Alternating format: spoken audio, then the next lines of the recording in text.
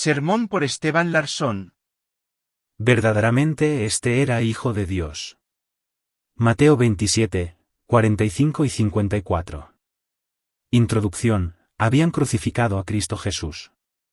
Él estaba en la cruz, agonizando por nuestros pecados. Todos los soldados, los sacerdotes y ancianos, la muchedumbre, y aun los ladrones que estaban crucificados con él y le injuriaban. Por eso, nos dice, y desde la hora sexta hubo tinieblas sobre toda la tierra hasta la hora novena. Es decir, del mediodía hasta las 3 de la tarde, hubo oscuridad sobre toda la tierra. Aun la creación en sí estaba lamentando la muerte de Cristo Jesús, el Hijo de Dios. El apóstol Juan está reflexionando en el aspecto de Cristo Jesús como la luz del mundo en el primer capítulo de su Evangelio, cuando nos dice, en él estaba la vida, y la vida era la luz de los hombres. La luz en las tinieblas resplandece, y las tinieblas no prevalecieron contra ella. Hubo un hombre enviado de Dios, el cual se llamaba Juan. Este vino por testimonio, para que diese testimonio de la luz, a fin de que todos creyesen por él. No era él la luz, sino para que diese testimonio de la luz. Aquella luz verdadera, que alumbra a todo hombre, venía a este mundo. En el mundo estaba, y el mundo por él fue hecho, pero el mundo no le conoció. A lo suyo vino, y los suyos no le recibieron. La luz vino al mundo, la luz que alumbra a todo hombre, mas aunque estaba en el mundo y a lo suyo vino, el mundo no le conoció, y los suyos no le recibieron. Entonces, ahora, cuando el Salvador está agonizando, la luz literal del mundo, el sol, está apagado, para mostrar que la gente está apagando la luz espiritual del mundo, es decir, Cristo Jesús. Y entonces, alrededor de las 3 de la tarde, Jesús clamó a gran voz, diciendo, Elí, Elí, lama sabactani. Esto es, Dios mío, ¿por qué me has desamparado? Salmo 22, 1, Él de verdad fue hecho el hombre de tristeza, y sufrió por nosotros hasta lo último, como dice el profeta Isaías, 53, 3. Él gritó porque estaba en gran sufrimiento, pero lo que él gritó es aún más importante, Dios mío, ¿por qué me has desamparado? Él fue dejado para sufrir en la cruz, y Dios quitó de él toda la consolación que había tenido anteriormente. Esto fue para que Cristo pudiera recibir todo el peso de nuestros pecados. Y por eso, aunque su sufrimiento carnal era obvio, lo más importante es su sufrimiento espiritual. Él sufrió en su corazón, en su alma, para recibir el sufrimiento que merecemos. Por eso, él grita, Dios mío, ¿por qué más has desamparado? Porque en su espíritu él siente la desolación y la tristeza de una persona en el infierno, quien está apartado de Dios, y de toda la consolación de él mismo. Y aun el lenguaje de su grito nos muestra esto. Cuando él estaba sufriendo en la cruz, él no usó el griego que él aprendió y que él usó diariamente para enseñar a la gente. Él regresó a su lengua natal, la de su crianza, el arameo, porque él estaba gritando de su corazón. Ustedes lo entienden, porque muchos de nosotros hemos aprendido bien el inglés, pero cuando sufrimos o oramos de corazón, no hablamos el idioma que hemos aprendido, sino el castellano de nuestra niñez, porque estamos hablando íntimamente del fondo del corazón. En la misma manera, al fin de su vida como al principio, Cristo gritó a su papi en el idioma de la familia.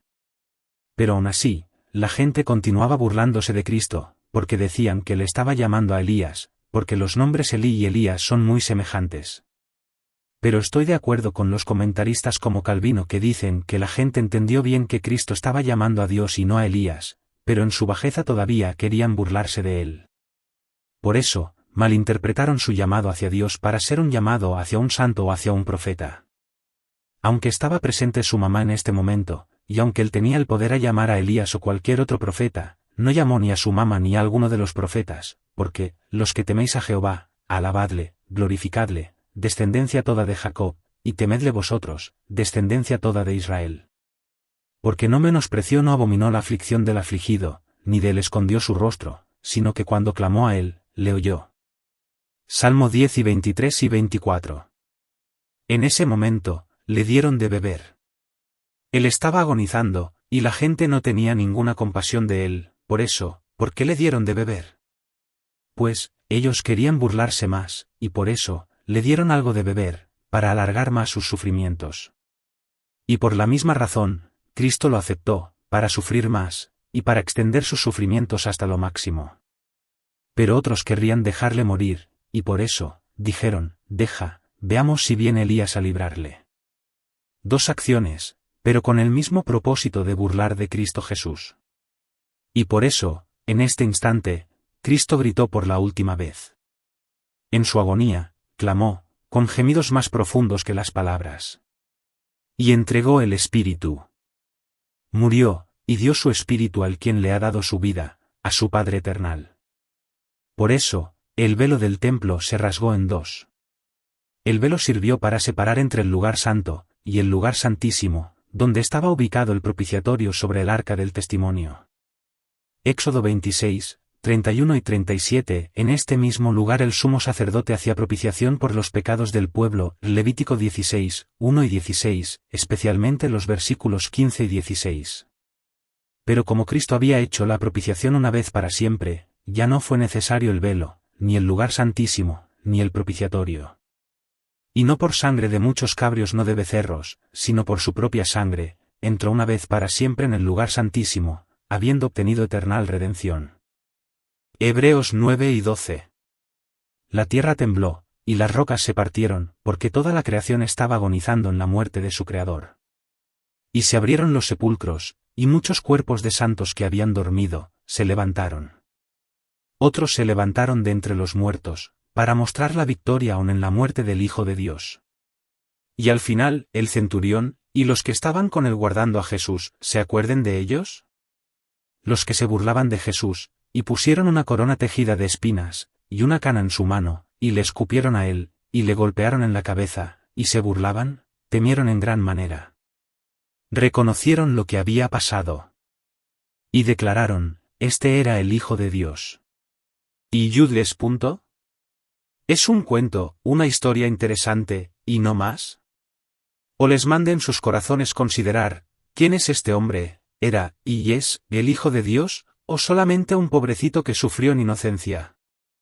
Si Judas, entienden bien, van a temblar, y declarar con el centurión, él es el Hijo de Dios.